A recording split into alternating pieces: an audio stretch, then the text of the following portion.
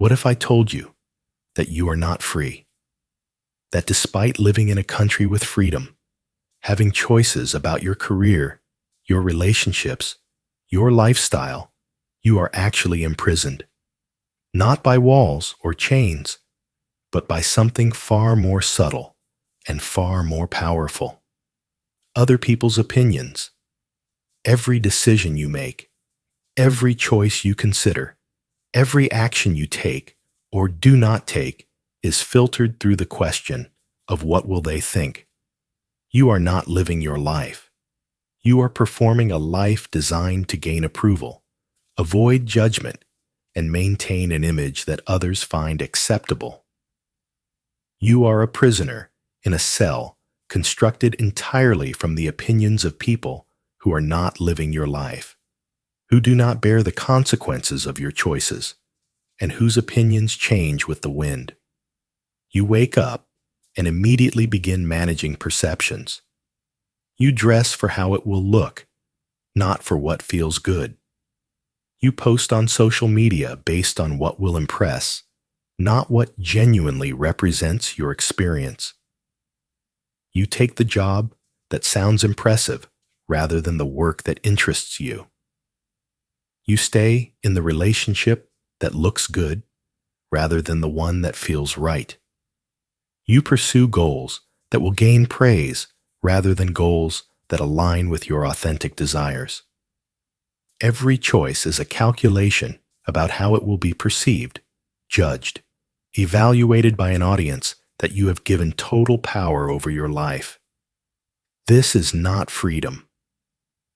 This is the most insidious form of imprisonment because you do not even recognize you are trapped. The walls are invisible. The chains are your own thoughts about what others think. The guard is your desperate need for approval, and the sentence is life, unless you wake up to the reality of your imprisonment and decide to break free. Most people never do. They spend their entire lives performing for an audience, seeking validation they never fully receive, avoiding judgment that comes anyway, and wondering why they feel so empty despite doing everything right according to everyone else.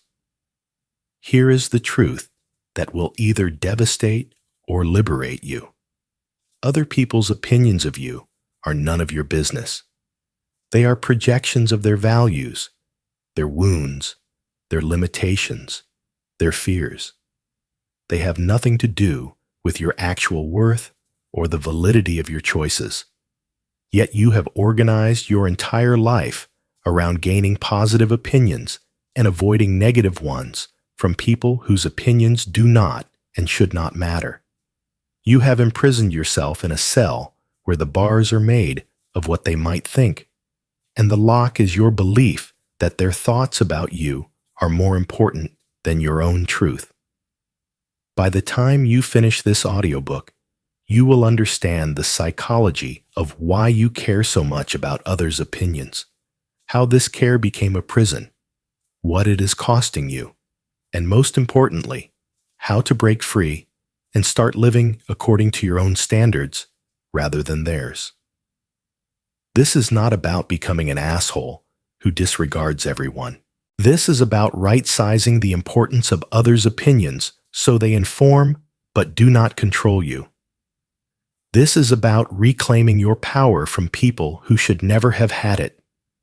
This is about living your life for yourself rather than performing it for them. The prison of other people's opinions is real, and you have been serving a sentence you never deserved. But the cell door is not locked. It never was. You can walk out any time you choose. The question is whether you have the courage to leave the familiar cell and face the uncertainty of freedom. Chapter 1. How you became a prisoner. You were not born caring about others' opinions. Watch any toddler, and you will see someone completely unconcerned with what others think. They express themselves fully. They pursue what interests them. They cry when sad, laugh when happy, refuse what they do not want. They are gloriously free from the prison that will eventually contain most of them. So how did you go from that freedom to your current imprisonment? Understanding the process of enslavement helps you understand how to achieve liberation. The first mechanism of imprisonment is childhood conditioning around love and acceptance. Your survival as a child depended on your caregivers. You needed their love, care, and approval to survive. If expressing your authentic self resulted in disapproval, rejection, or punishment, you learned quickly to suppress authenticity and perform whatever gained approval. Maybe crying brought shame or punishment, so you learned to hide sadness. Maybe anger was unacceptable, so you learned to suppress it. Maybe your interests were dismissed as silly, so you learned to hide what you genuinely enjoyed. Maybe your authentic personality was too much, too sensitive, too intense, so you learned to become less. Each time you suppressed authenticity to gain approval, you strengthened the belief that others' opinions of you matter more than your own experience of yourself. This made perfect sense in childhood. You actually did need their approval for survival. But this childhood adaptation became your adult prison when you continued believing you need others' approval to survive, even when you no longer do. Adult, you does not need your parents' approval to eat, sleep safely, or exist.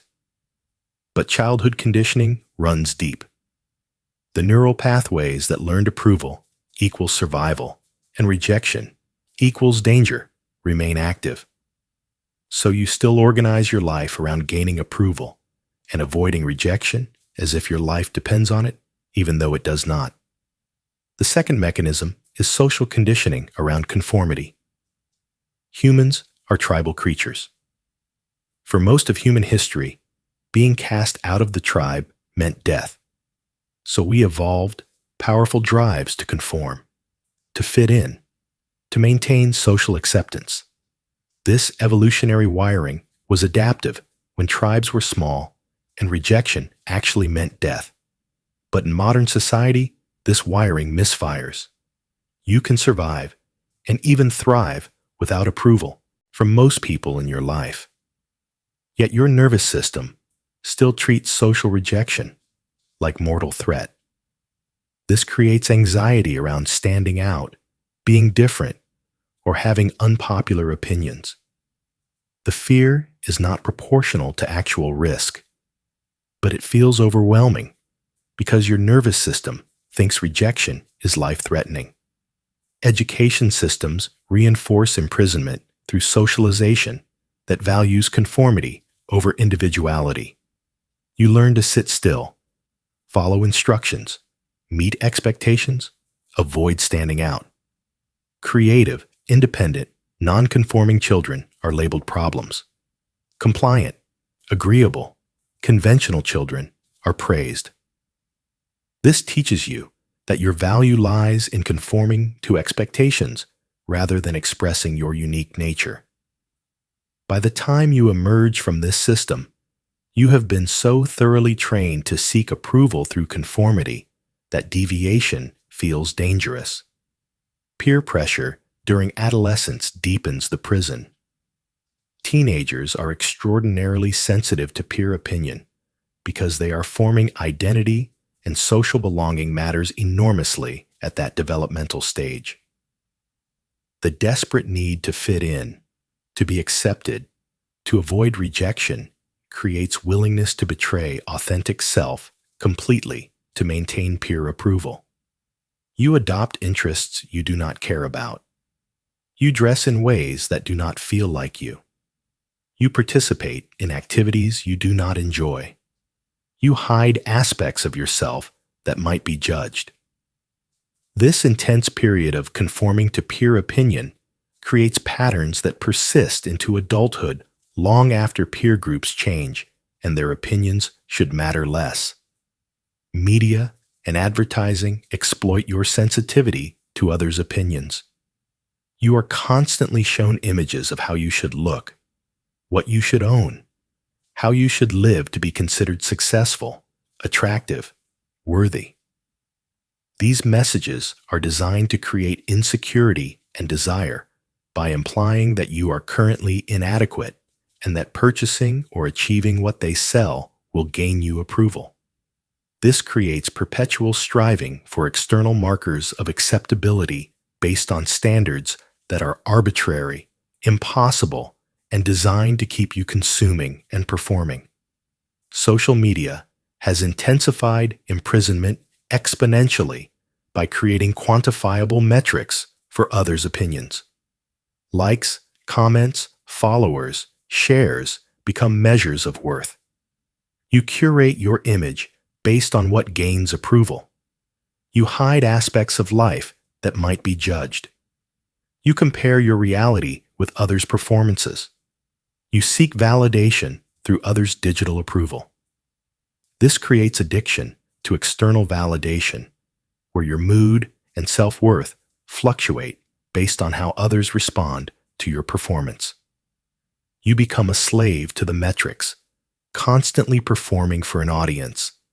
Relationships can also contribute to imprisonment when they involve constant judgment or criticism.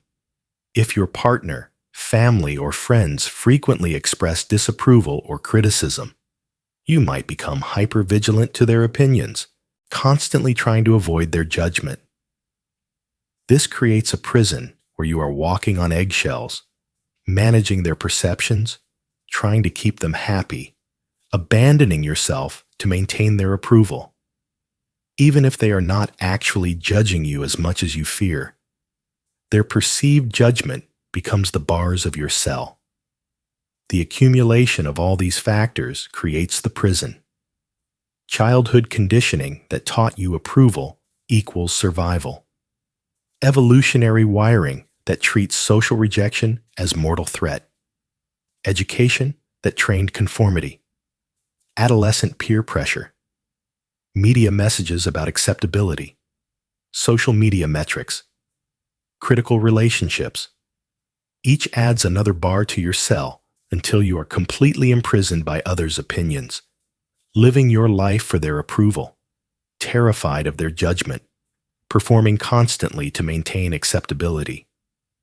The prison is so familiar, you do not recognize it as imprisonment.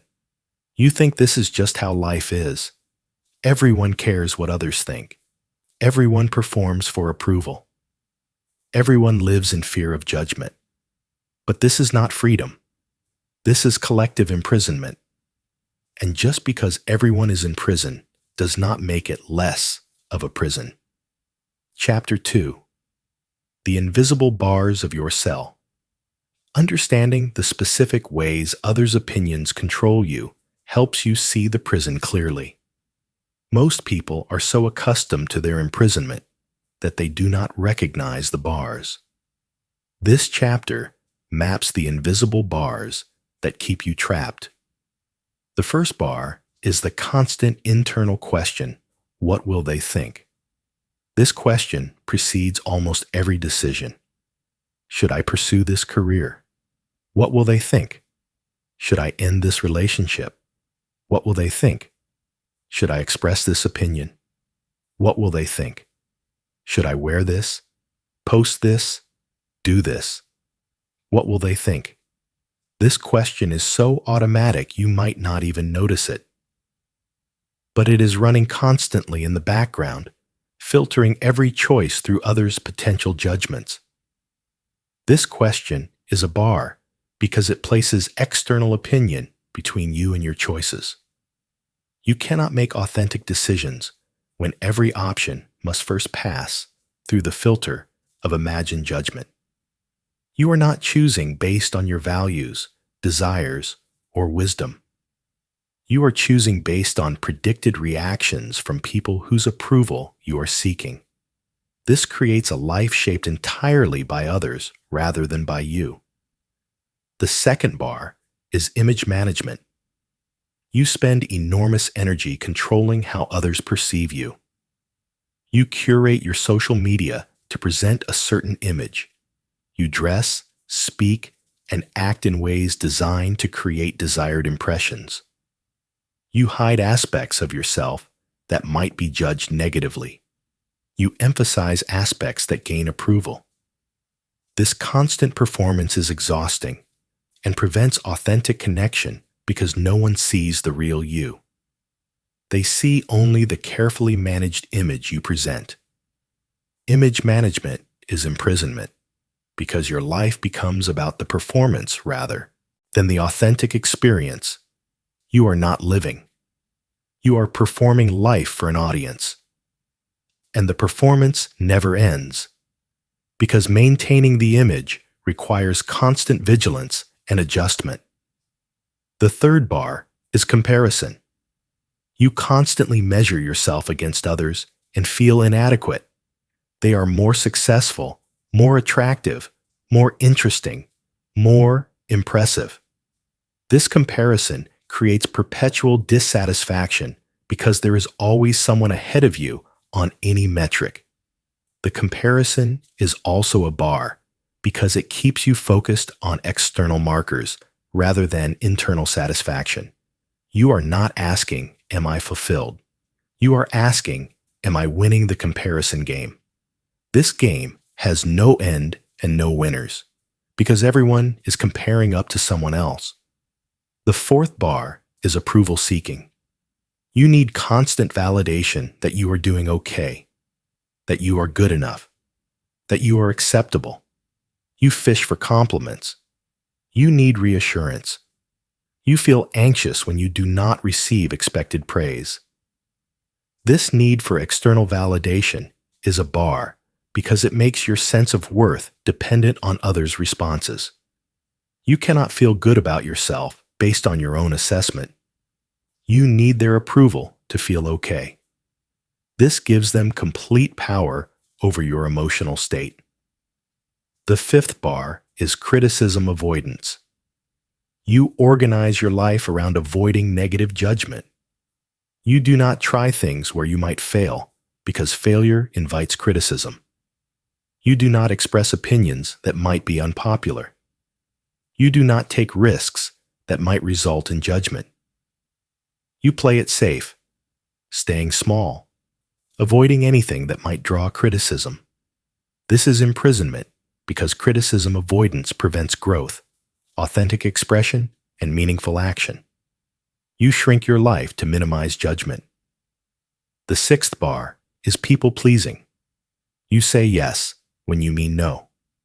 You accommodate when you need to set boundaries. You help beyond your capacity. You suppress your preferences to keep others happy. All of this is driven by fear of disapproval if you do not please them. This people-pleasing is a bar because it requires constant self-betrayal. You are abandoning yourself repeatedly to maintain their approval. This creates resentment and exhaustion while guaranteeing you are never known for who you actually are. The seventh bar is conformity pressure. You do what is expected, approved, conventional. You avoid standing out, being different, or deviating from norms. You follow the standard path even when it does not fit you, because deviation invites judgment. This conformity is a bar because it prevents authentic self-expression. You are performing normalcy rather than living your unique truth.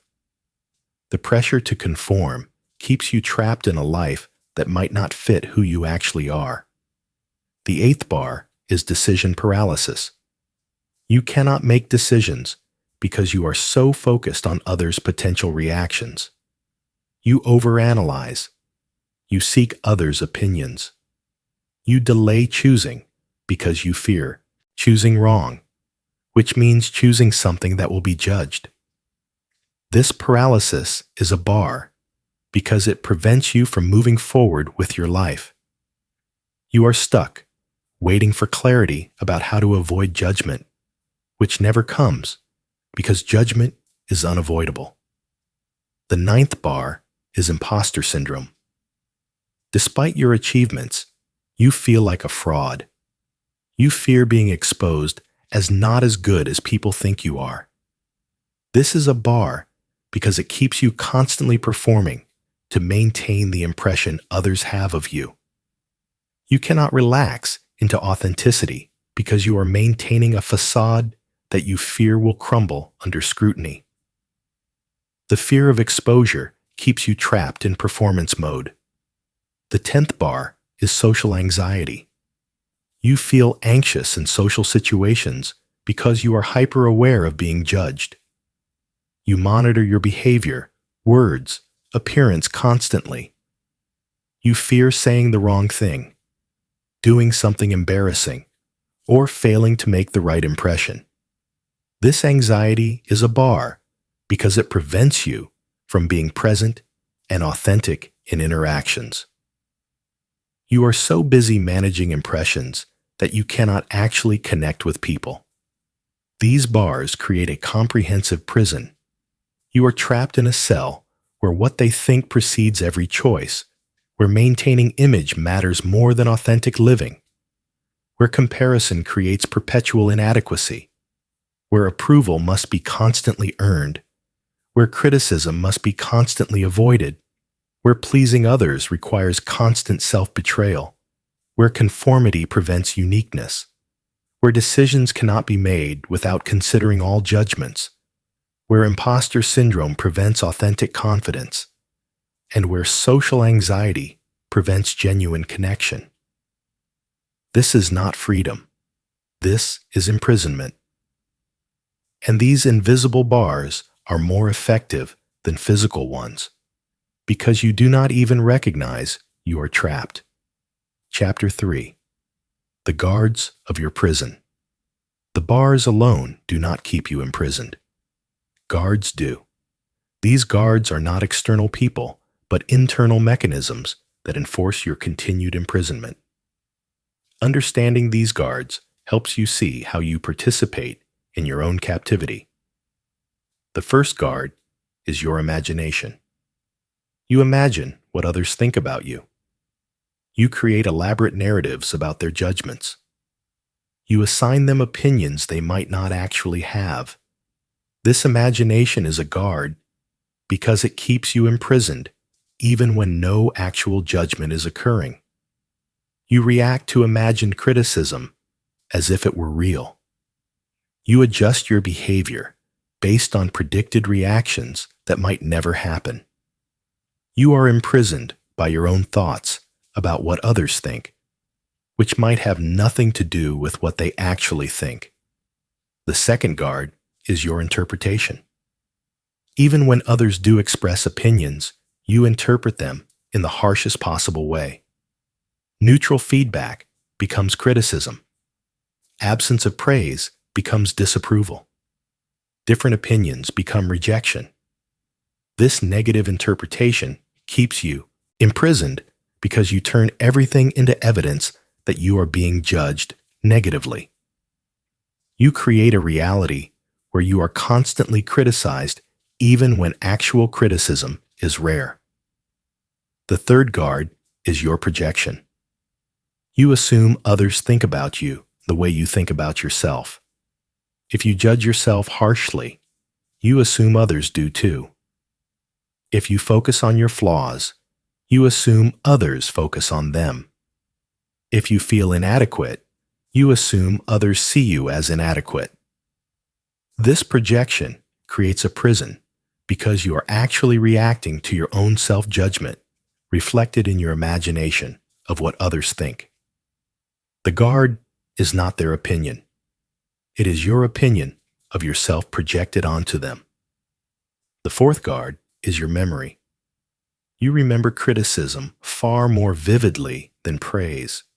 You replay judgments from years ago. You hold on to moments of rejection or disapproval.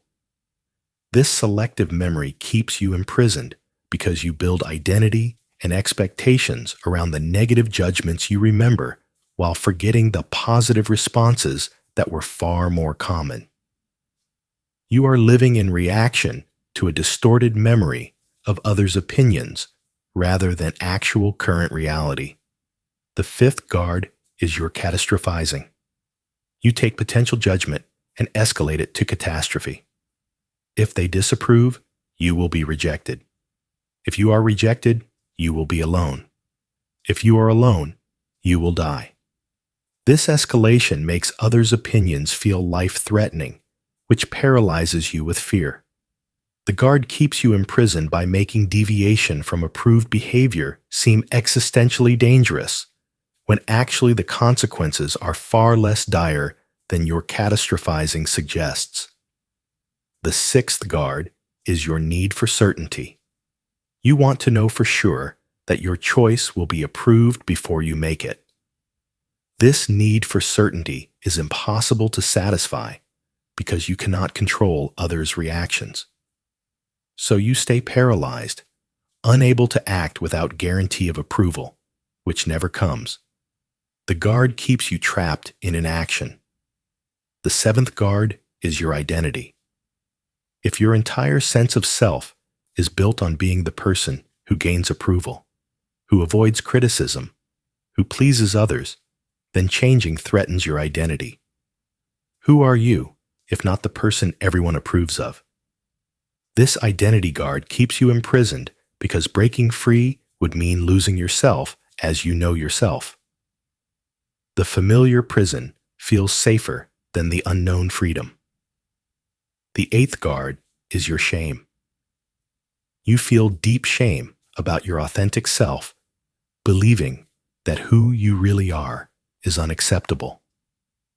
This shame keeps you imprisoned because being yourself feels too risky. You must maintain the performance to hide the shameful truth of your authentic nature. The guard convinces you that your real self is so unacceptable that imprisonment is necessary for survival.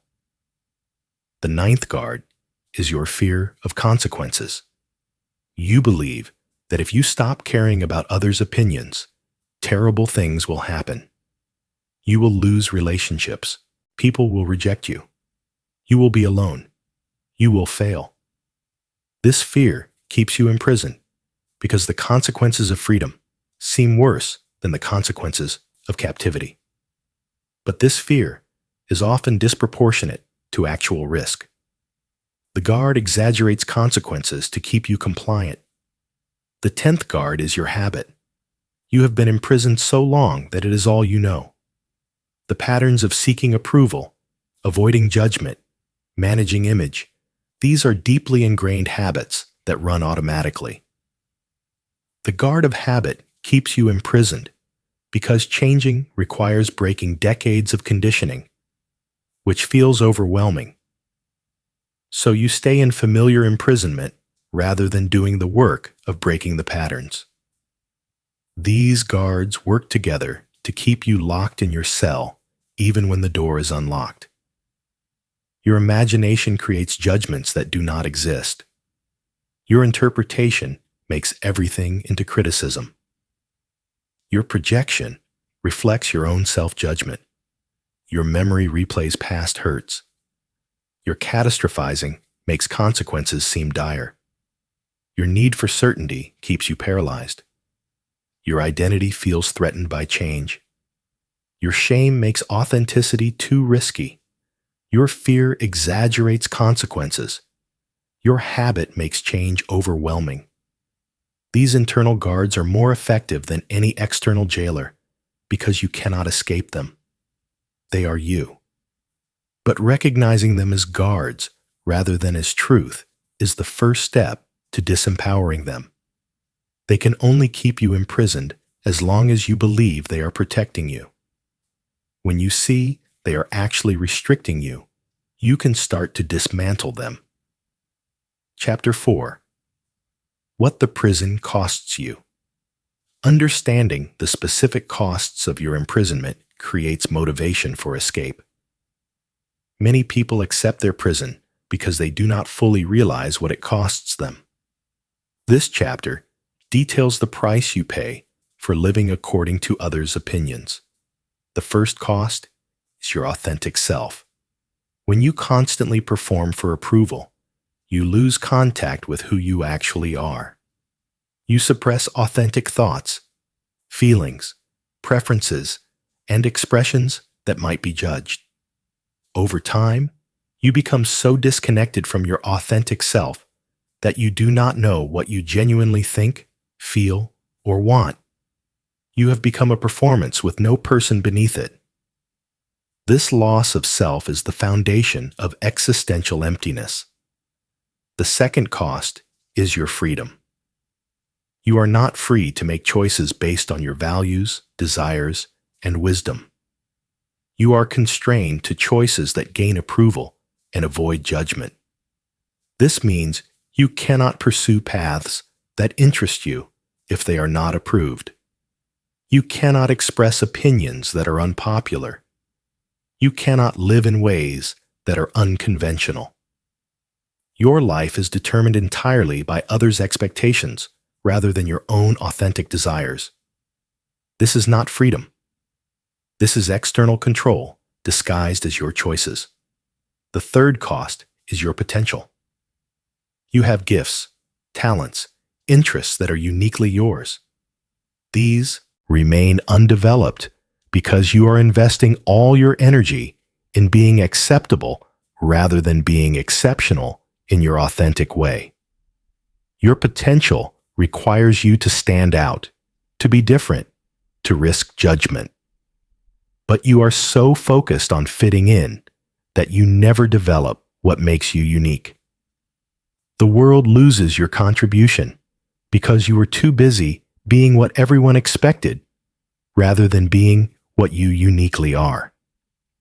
The fourth cost is authentic relationships. When you are always performing, people fall in love with, befriend, or connect with your performance, not your authentic self. These relationships feel hollow because no one actually knows you. You are lonely despite being surrounded by people because the real you remains hidden. You cannot have genuine intimacy when one person is constantly performing. The relationships based on your performed self do not satisfy because they are not real. The fifth cost is decision paralysis. When every decision must be filtered through others' opinions, making choices becomes agonizing. You overanalyze. You seek extensive input. You delay deciding because you fear choosing something that will be judged. This paralysis prevents you from moving forward with your life. You stay stuck, unable to make important choices because you are too focused on how those choices will be perceived. The sixth cost is chronic anxiety. Living in constant fear of judgment creates chronic anxiety. You are always monitoring, adjusting, performing, worrying about perceptions. Your nervous system is perpetually activated because you treat social judgment as a serious threat. This chronic anxiety is exhausting and prevents you from ever relaxing into authentic presence. You cannot rest because you are always on duty managing impressions. The seventh cost is resentment. You resent others for judging you, though they might not be judging you as much as you imagine. You resent yourself for caring so much what they think. You resent the life you built to gain approval because it does not actually fulfill you. This resentment poisons your relationships and internal experience. You become bitter about a prison you built yourself. The eighth cost is your time and energy. Managing others' perceptions requires enormous energy. Curating image, performing constantly, monitoring reactions, adjusting behavior. This energy is not available for living your actual life. You are spending your finite resources on impression management rather than authentic living. Your time is consumed by the performance, leaving no time for genuine experience. The ninth cost is growth opportunities. Growth requires taking risks, failing, being awkward, not knowing. But when you are imprisoned by others' opinions, you avoid these growth experiences because they involve looking bad. being judged, failing publicly. You stay in your comfort zone, where you can maintain acceptable image, which means you never develop beyond where you are. You remain static, trapped, not just by others' opinions, but by your own unwillingness to be seen struggling. The 10th cost is your one life. You get one life.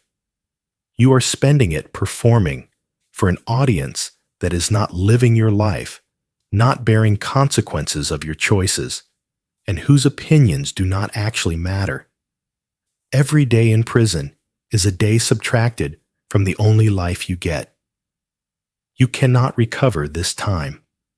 When you reach the end and realize you never lived for yourself, never expressed your authentic self, never made choices based on your truth, it will be too late. The ultimate cost of imprisonment is your actual life, the one you never lived because you were too busy living for their approval. These costs are not theoretical. They are real and accumulating daily. Every day you remain imprisoned, you pay all of these costs simultaneously. Loss of self, loss of freedom, loss of potential, loss of authentic connection, decision paralysis, chronic anxiety, resentment, wasted energy, missed growth, and your one precious life.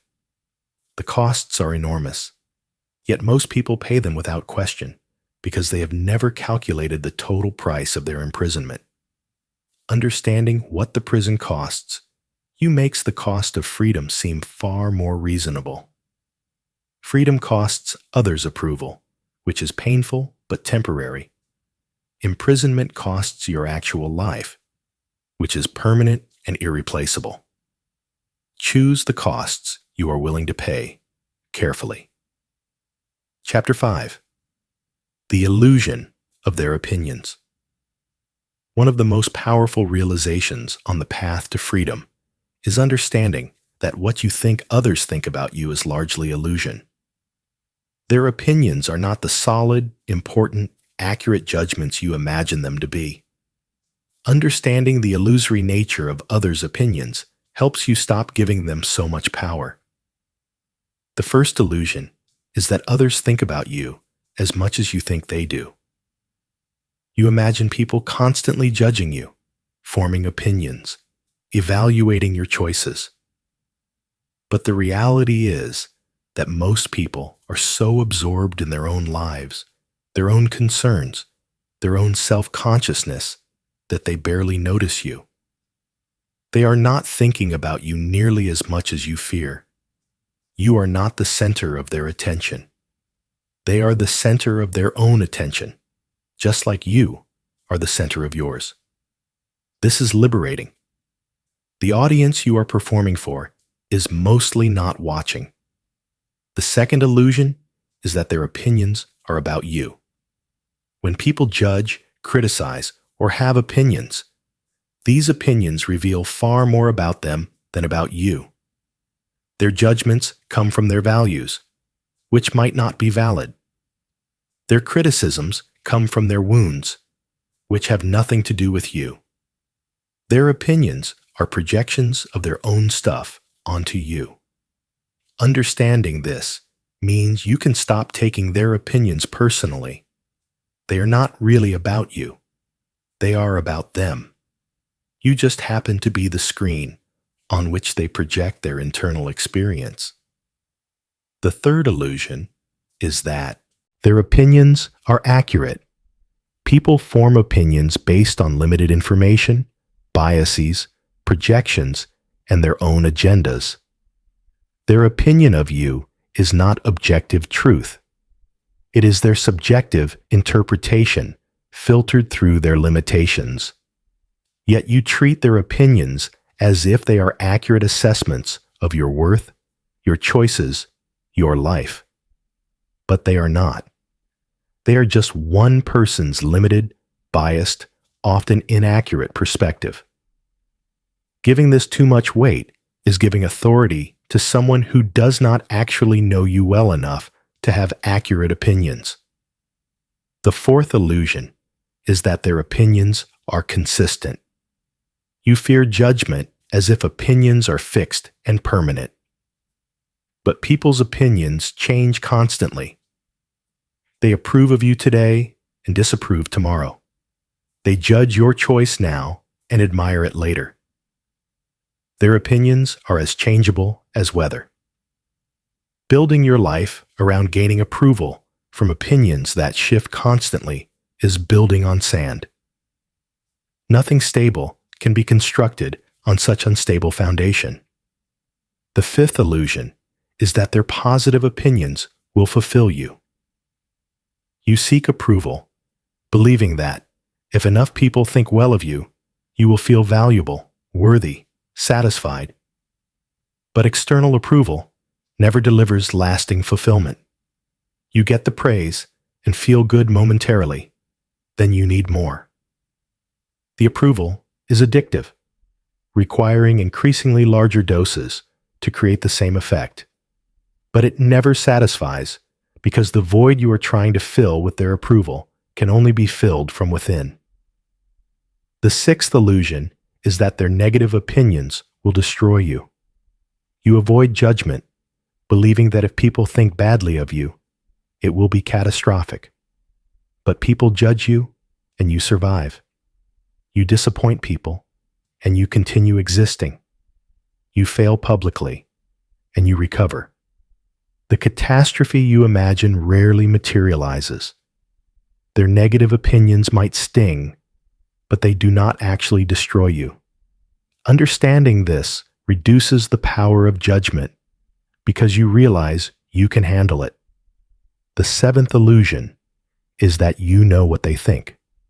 Most of what you believe about others' opinions is assumption.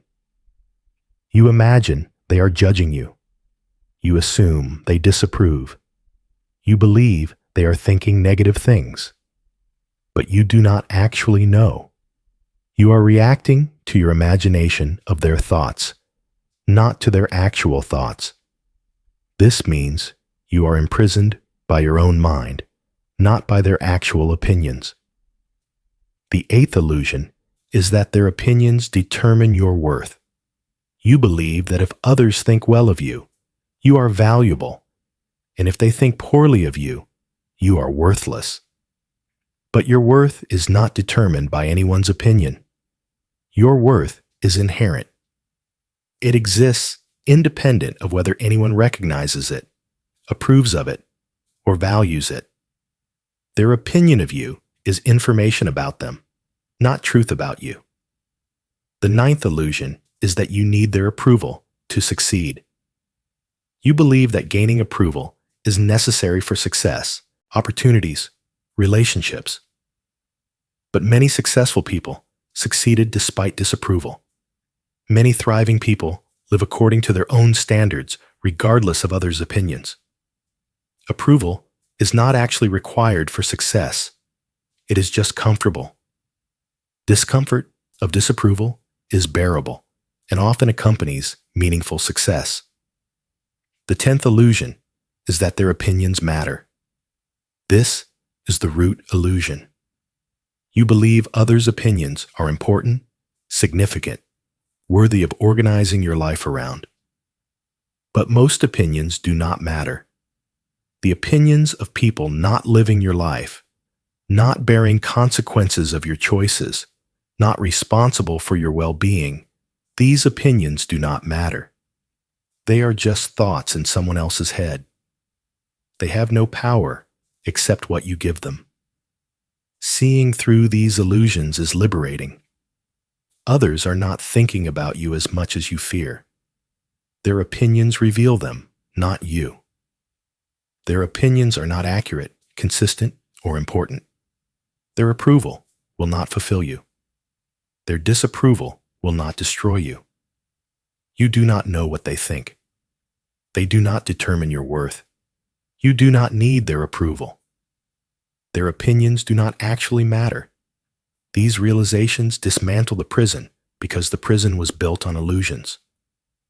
When the illusions dissolve, the prison dissolves with them. What remains is reality. You are free to live according to your own standards. You always were. You just did not realize it because you believed the illusions. Chapter 6. The path to freedom begins with awareness.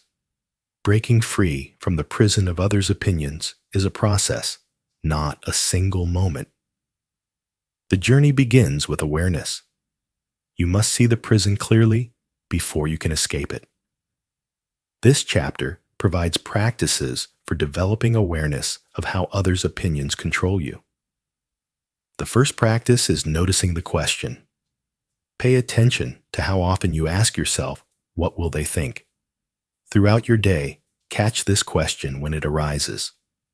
When choosing what to wear, what to post, what to say, what to pursue, notice if the question precedes your choice. Do not try to stop asking it yet. Just notice how pervasive it is. This awareness reveals the extent of your imprisonment. You might be shocked by how frequently this question runs your decisions. The second practice is tracking approval seeking. Notice when you are seeking validation. When you share good news, are you sharing from genuine excitement or to gain praise? When you dress a certain way, is it because you like it or because it will impress? When you achieve something, can you feel satisfied without external recognition? Track your approval-seeking behaviors without judgment. Just observe them. This reveals how dependent you are on external validation for your sense of worth. The third practice is identifying your judges.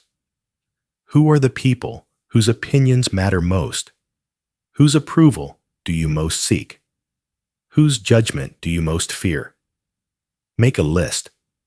Often you will discover that you are imprisoned by opinions of relatively few people.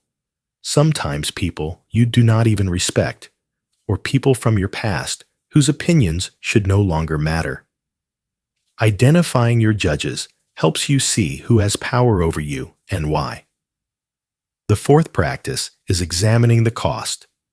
Reflect on specific choices you made or did not make because of others' opinions. The career you did not pursue. The relationship you stayed in or left. The opportunity you declined. The self-expression you suppressed. What did caring about their opinion cost you in each instance? This examination makes the cost of imprisonment concrete rather than abstract. The fifth practice is catching interpretation. When someone says or does something, notice your interpretation. If they do not respond immediately, do you interpret it as disapproval? If they offer feedback, do you interpret it as criticism? If they have a different opinion, do you interpret it as rejection? Catch yourself interpreting everything as judgment. This reveals how much of your imprisonment is self-created through negative interpretation rather than actual judgment from others. The sixth practice is testing assumptions. You assume you know what others think. Test this. Ask them. Often you will discover your assumption was wrong. They were not thinking what you imagined. They were not judging as harshly as you believed. They did not even notice what you were self-conscious about. This practice reveals that much of your imprisonment is based on inaccurate assumptions rather than reality. The seventh practice is noticing the performance. Pay attention to when you are being authentic versus when you are performing. When you are with certain people, do you feel like yourself or like you are playing a role? In certain situations, are you expressing genuine thoughts or saying what seems acceptable? Notice the performance without trying to change it yet. Just awareness of when you are authentic versus performed helps you see the extent of your imprisonment. The eighth practice is tracking emotional reactions. Notice how much your emotional state depends on others' perceived opinions. If someone praises you, Do you feel high? If someone criticizes you, do you feel devastated? If you imagine disapproval, do you feel anxious? Track how much your emotions are controlled by external opinions rather than internal states. This reveals your emotional dependence on others' validation. The ninth practice is examining your why. When you make a choice, ask yourself why. Keep asking why until you get to the root. You might discover that many of your choices ultimately come back to what others will think. I want this job. Why? Because it pays well. Why does that matter? Because it will prove I am successful. Why do I need to prove that? Because then they will approve of me. This practice reveals how many layers of decision-making are ultimately about others' opinions. The 10th practice is journaling about imprisonment. Write about how others' opinions affect you. What do you most fear them thinking? What approval do you most crave? How does this imprisonment manifest in your life? What does it cost you? This regular practice of externalizing your thoughts helps you see patterns and gain clarity about your imprisonment. These awareness practices are the beginning of freedom. You cannot change what you do not see. By developing clear awareness of how others' opinions control you, you create the possibility of choosing differently. The awareness itself begins to loosen the prison's hold, because once you see the bars clearly, you can no longer pretend they do not exist. And once you cannot pretend, you must decide whether to stay imprisoned or begin the work of liberation. Awareness is the foundation. From this foundation, all other liberation work proceeds. Chapter 7. Breaking free through internal validation. The most powerful step toward freedom is developing internal validation to replace external validation. As long as you need others' approval to feel worthy, you will remain imprisoned. Building your own source of validation creates freedom. Internal validation means your sense of worth comes from your own assessment rather than others' opinions. You acknowledge yourself for your efforts, growth, and alignment with your values. You appreciate yourself based on your own standards. You feel satisfied with your choices because they align with your truth, regardless of others' approval. This internal validation is stable because you control it. Unlike external validation, which is unpredictable and outside your control. The first step in building internal validation is clarifying your values. What actually matters to you? Not what should matter, or what others value, but what you genuinely care about.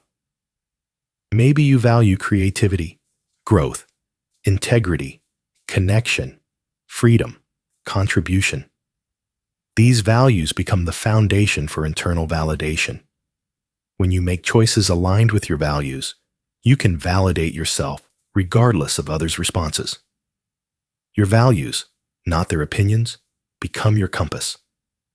The second step is defining your own success metrics. External success is measured by others' standards. Income, title, possessions, status. Internal success is measured by your standards. Maybe success to you is living with integrity, or experiencing growth, or creating meaningful work, or maintaining important relationships, or expressing your authentic self. Define what success means according to your own values. Then measure yourself against these internal standards rather than external metrics. The third step is practicing self-acknowledgement. Most people are excellent at noticing their failures and terrible at acknowledging their successes. Reverse this. Notice when you act according to your values. Acknowledge when you make choices that honor yourself. Appreciate your efforts regardless of outcomes. This regular self-acknowledgement builds Internal validation. You are teaching yourself that you can be your own source of recognition rather than needing it from others. The fourth step is developing self-trust. Internal validation requires trusting your own judgment. You believe you are capable of assessing whether your choices are right for you. You trust your instincts, your wisdom, your experience. This self-trust is built through making choices based on your assessment and observing outcomes. Over time, you prove to yourself that you can make good decisions without needing others' approval. Your trust in yourself grows, reducing dependence on their validation. The fifth step is reframing failure. External validation makes failure devastating because it invites judgment. Internal validation reframes failure as information. You tried something. It did not work. You learned valuable information. Your worth is not diminished by failure. Your assessment of yourself can remain stable even when outcomes do not match hopes. This reframe allows you to take risks and try things without needing guaranteed success to maintain your sense of worth. The sixth step is creating internal dialogue that validates. Notice your internal self-talk. Is it critical or supportive? Do you speak to yourself with kindness or harshness? Most people talk to themselves more cruelly than they would talk to anyone else. Change this. Speak to yourself the way you would speak to someone you care about. This supportive internal dialogue creates internal validation rather than internal criticism that drives external validation seeking. The seventh step is celebrating according to your values. When you achieve something, celebrate because it matters to you, not because others are impressed. Maybe no one else thinks it is a big deal. Maybe it is not externally impressive. But if it aligns with your values and represents genuine progress for you, celebrate it. Your internal celebration matters more than their external recognition. This teaches you that your opinion of your achievements is what counts. The eighth step is accepting that you will never please everyone. Some people will always disapprove. Some will judge no matter what. Some will never validate you. Accepting this liberates you from seeking universal approval. You cannot get it. So stop trying. Focus on your own validation and the validation of the few people whose opinions you consciously choose to value. Everyone else's opinion becomes irrelevant when you accept you cannot please them all. The ninth step is practicing autonomous decision-making. Make decisions based on your judgment without seeking extensive input. Start with small decisions to build confidence. What to wear, what to eat, how to spend your free time. Make these choices based on what you want without consulting others. As you build confidence, extend this to larger decisions. Each autonomous decision strengthens your internal validation and weakens dependence on external approval. The 10th step is recognizing when you are seeking external validation and choosing internal instead. You will still feel the pull to seek others' approval. Notice it. Then consciously choose to validate yourself instead. I do not need their approval. I approve of this choice because it aligns with my values. This conscious choice, repeated over time, rewires your brain from external to internal validation. The neural pathways for seeking external approval weaken, while pathways for internal validation strengthen. Building internal validation is not quick. You have been seeking external validation for decades. Shifting to internal validation requires consistent practice over time. But each act of self-validation, each choice based on your own judgment, each celebration of your own progress builds your internal validation system. Over time, you become less dependent on others' opinions because you have developed your own reliable source of worth. This internal validation is your key to freedom. When you do not need their approval, their opinions lose power over you. The prison door unlocks. You are free to live according to your own truth. Chapter 8. The courage to disappoint others. One of the most difficult aspects of breaking free is accepting that you will disappoint people. Your authentic choices will not always gain approval. Living according to your truth means sometimes choosing yourself over their comfort. Developing courage to disappoint is essential for freedom. Understanding that disappointing others is not the same as harming them is crucial. When you make choices that align with your truth but disappoint their expectations, you are not attacking them. You are honoring yourself.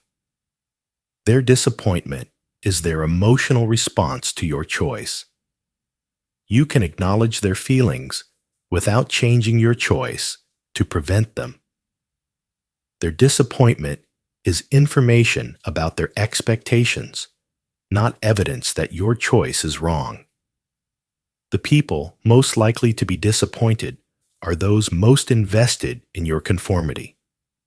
Parents who wanted you to pursue their dreams. Partners who expected you to remain who you were when you met. Friends who valued you for your usefulness. When you change, grow, or choose differently, their disappointment reveals that they preferred you staying the same because it served them. Their disappointment is about losing what your conformity provided them, not about concern for your well-being. Recognize that their disappointment is temporary. They might be upset initially when you set boundaries, change direction, or choose differently than they wanted. But most people adjust over time. They realize your choice does not actually affect them as much as they feared. They find other sources for what your conformity provided. They accept the new reality. Their initial disappointment is not permanent catastrophe. It is temporary adjustment. Accept that some people will never adjust.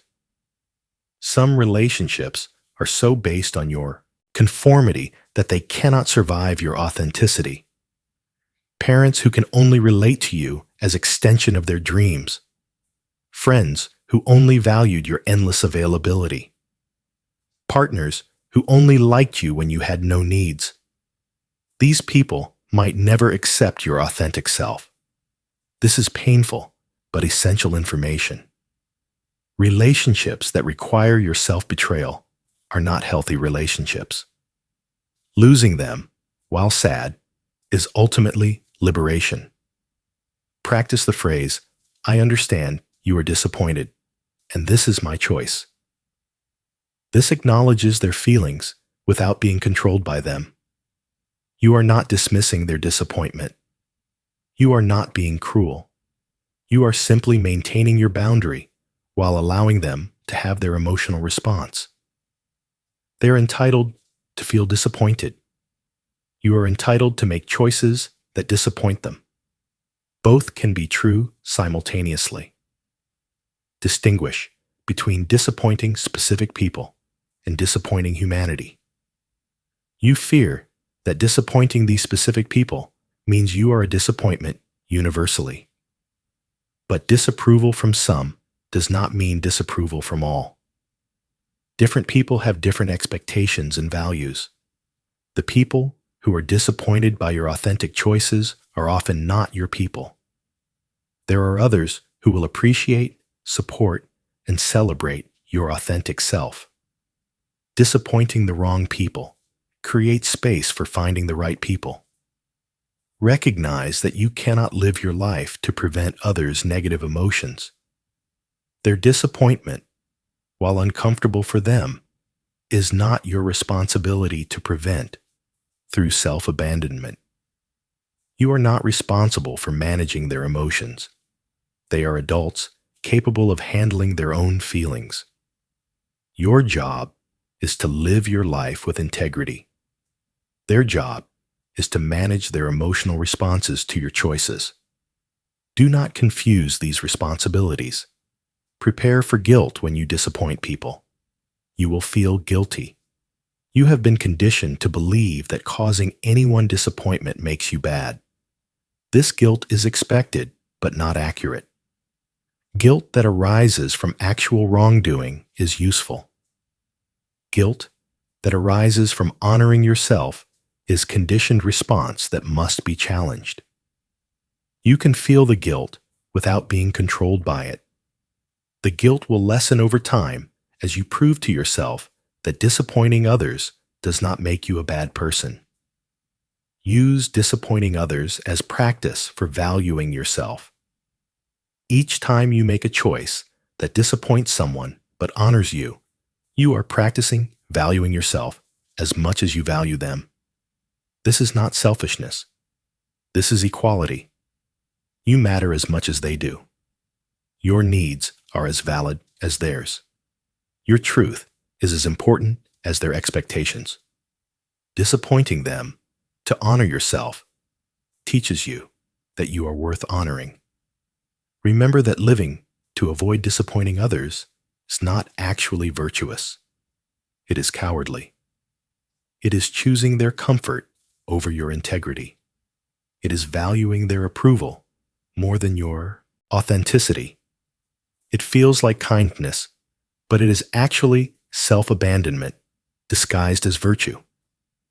True virtue includes honoring yourself alongside caring for others. Disappointing them when necessary to live authentically is not moral failure. It is moral courage. The courage to disappoint others is the courage to be yourself. It is the willingness to choose your truth even when that choice creates discomfort for people you care about. This courage is not about being cruel or indifferent. It is about recognizing that you cannot live your one life trying to meet everyone else's expectations. You will disappoint some people. This is inevitable. The only question is whether you disappoint them while living your truth, or whether you disappoint yourself by abandoning your truth to keep them comfortable. Choose the disappointment you can live with. Choose freedom. Choose yourself. Chapter 9. Living according to your own standards. Freedom from others' opinions requires replacing their standards with your own. You must decide what matters to you, what you value, how you measure a good life. This chapter guides you in establishing standards that are yours rather than borrowed from others. Start by questioning every should you hold. Who says you should achieve this, want that, live this way? Whose standard is this? Many of your shoulds are imports from parents, culture, peers. They feel like your standards because you have held them so long, but they never were yours. Question each one. Does this actually matter to me, or am I just following someone else's script? Define what you actually want, independent of what looks impressive. If no one would ever know, what would you choose? This removes the layer of image management and reveals authentic desires. Maybe you discover you want something very different from what you have been pursuing. This discovery is valuable even if you cannot immediately change directions. At least you know your truth. Clarify your personal definition of success, not the cultural definition, not what your parents valued. What does success mean to you? Maybe it is creative expression, or deep relationships, or personal freedom, or meaningful contribution, or continuous growth. Define success according to your values. This becomes your North Star, guiding choices based on your standards rather than theirs. Identify your core values. What principles guide your life? What matters most regardless of whether anyone else agrees? These values are yours. They determine what you consider right, good, important. When you make choices aligned with your values, you can feel internally satisfied regardless of external approval. Your values are your own standards for living. Determine your own metrics for measuring your life. External metrics are income, status, possessions, titles. What are your internal metrics? Maybe time spent with loved ones, or alignment between values and actions, or moments of genuine joy, or growth experiences, or contributions made. Define what you are actually measuring your life by. These internal metrics matter more than external ones because they reflect what actually matters to you. Accept that your standards might not make sense to others. Your definition of success might seem strange. Your priorities might seem off. Your choices might seem foolish according to their standards. This is fine. You are not living according to their standards anymore. You are living according to yours. Their confusion or disapproval is expected and irrelevant. What matters is that your choices make sense to you according to your own values and standards. Create a personal mission or vision. What kind of life do you want to create? What do you want to stand for? What legacy do you want to leave? This big picture vision helps you make daily choices. When a decision arises, you can ask, does this align with my mission? This keeps you oriented toward your own standards rather than drifting back to theirs. Regularly audit your life against your standards. Are you actually living according to your values, or have you drifted back to external standards? Are your choices aligned with your definition of success, or are you chasing their definition? This regular check-in keeps you honest and course corrects when you drift. Hold yourself accountable to your own standards. When you violate your values, acknowledge it. When you make choices misaligned with your definition of success, notice it. This accountability to yourself builds integrity and strengthens your commitment to your own standards. You are not trying to be perfect. You are trying to live according to your truth. When you drift, you course correct. Celebrate when you live according to your standards. When you make choices aligned with your values, acknowledge yourself. When you measure your life by your metrics and find yourself succeeding, celebrate. This positive reinforcement strengthens your commitment to your own standards and reduces the pull of external standards. Living according to your own standards does not mean ignoring all input from others. You can consider others' perspectives. You can value some people's opinions, but their input informs rather than determines your choices. You are the final authority on what is right for your life. Their standards might work for them. Your standards are what work for you. This is not arrogance. This is autonomy. This is freedom. Chapter 10. Your liberated life. You have now explored every aspect of the prison of others' opinions and the path to freedom. The final piece is understanding what life looks like when you are truly free. A liberated life feels lighter. You are not carrying the weight of everyone's expectations and judgments. You are not performing constantly to maintain image. You are not monitoring and adjusting based on perceived opinions. You have put down the burden of caring so much what others think. This lightness is not irresponsibility. It is freedom. You are responsible for your life, your choices, your values.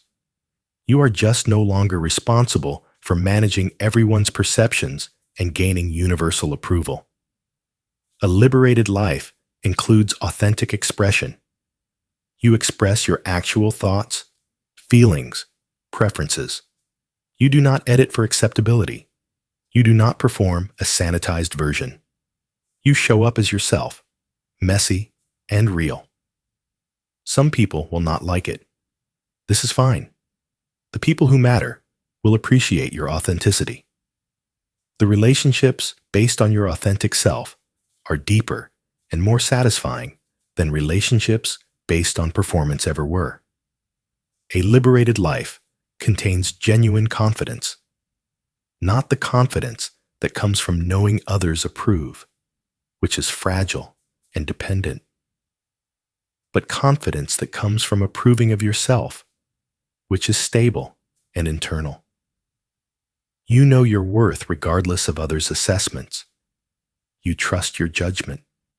You believe in your capacity to handle whatever comes. This confidence is unshakable because it is not dependent on external validation. A liberated life includes choices based on your truth. You pursue work that aligns with your interests and values, not work that impresses. You build relationships with people who appreciate your authentic self, not people you perform for. You spend your time according to your priorities, not others' expectations. Your life is yours. It reflects your values, your desires, your truth. This alignment creates deep satisfaction that external approval never provided. A liberated life feels like yours. You are the author of your choices. You direct your life according to your standards. You make decisions based on what fits you rather than what looks good to them.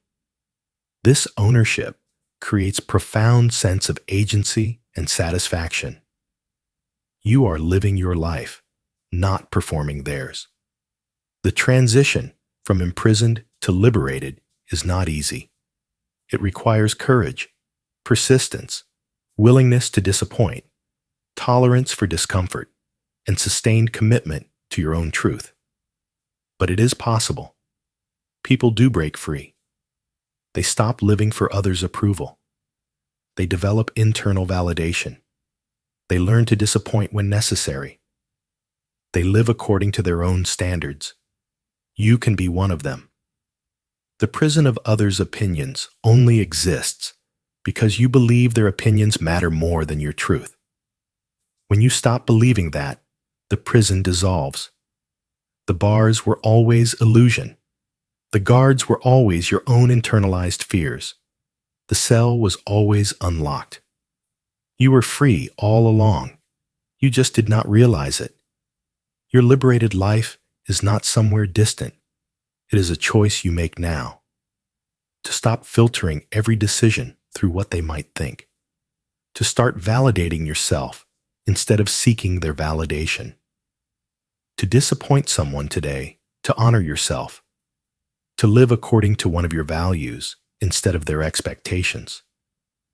These small choices of freedom, repeated consistently, become a liberated life. You were not born to live for their approval. You were born to live your truth. The opinions that matter are your own. The validation you need comes from within.